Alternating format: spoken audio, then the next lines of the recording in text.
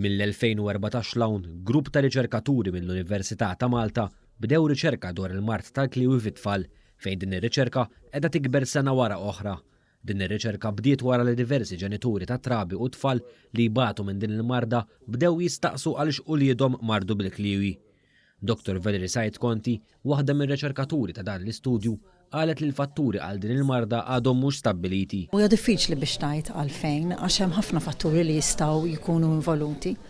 Tista' tkun xi ħaġa li għaddew minnha huma jew inkella tista' tkun xi ħaġa li hija ġenetika ġifieri tintiret. F'din ir-riċerka qed ikun investigat qiegħed iwassal għal dawn l-anomaliji fil-kliwi jew fil-borża tal-awrina.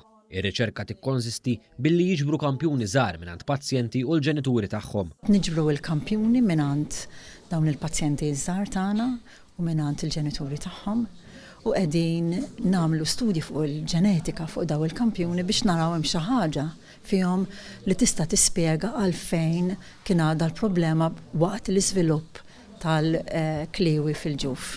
Dan tħabbar waqt konferenza tal-aħbarijiet li matula Life Cycle Malta ta' donazzjoni ta' 25,000 euro lil fond biex tikber ir-riċerka fil-qasam.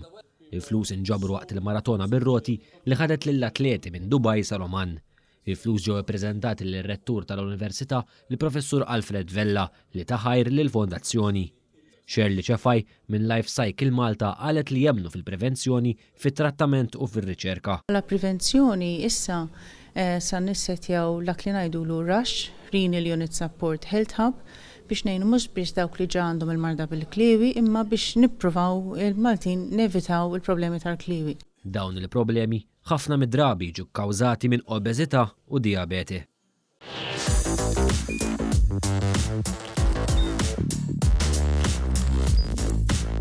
Idħol fuq one.com.mt u hemmhekk tista' tara l-programmi kollha li jxandru fuq One permezz ta' One Play.